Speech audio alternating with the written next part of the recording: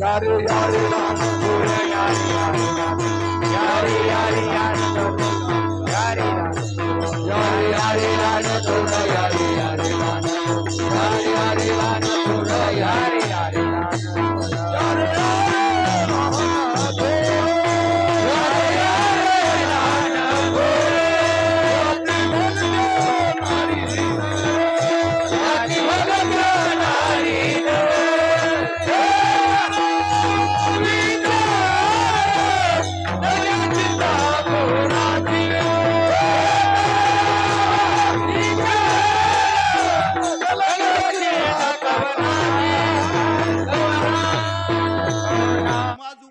कार्य करावं, समाजात आपलं नाव मोठं करावं असं जर वाटत असेल, वाटतं ना प्रत्येकाला वाटतं की मुलांनी चांगलं वागलं पाहिजे.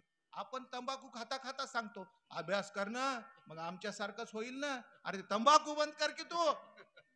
म्हणजे आपण चुकीचं वागतो आणि मुलांना अभ्यास करायला सांगतो. आपण बिडी फुकतो आणि मुलांना सांगतो पुस्तकं घेऊन बसा. मुलांना सांगू नका, घरात त्यांच्या सोबत पुस्तकं घेऊन बसा. त्यांच्या सोबत 2 तास 2.5 तास 1.5 तास तुम्ही वाचन करा. मग ते ऑटोमॅटिक त्यांना सुद्धा सवय लागेल की बाबा वाचतात, आई वाचते, आपण सुद्धा वाचन केलं पाहिजे. अभ्यास काय होईल, एक मनोरंजनाचा विषय होईल. त्याच्यासाठी अभ्यास म्हणजे फार मोठे कष्ट असं त्याला वाटणार नाही. केव्हा वाटणार नाही, आपण त्याच्या सोबत पुस्तक घेऊन बसल्यानंतर. आपल्या मुलाला बाजूला बसवा, तुम्ही सुद्धा बसा, तुम्ही सुद्धा वाचा, म्हणजे त्याला काहीतरी अवघड काही करतो असं वाटणार नाही. नाही तर आपलं कसं होतं, आपली टीव्ही बघणं चालू असते आणि तू बस पुस्तक घेऊन.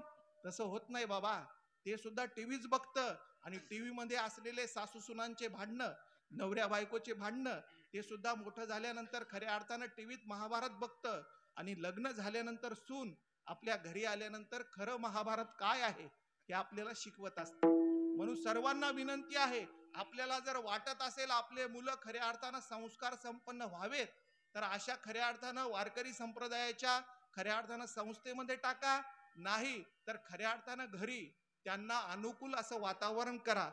आपण जर वातावरण निर्माण केलं नाही तर ते त्यांना कळणार नाही. म्हणून सर्वांना विनंती आहे, अगोदर तुम्ही आचरण करा, नंतर मुलांना सांगा. विठ्ठल.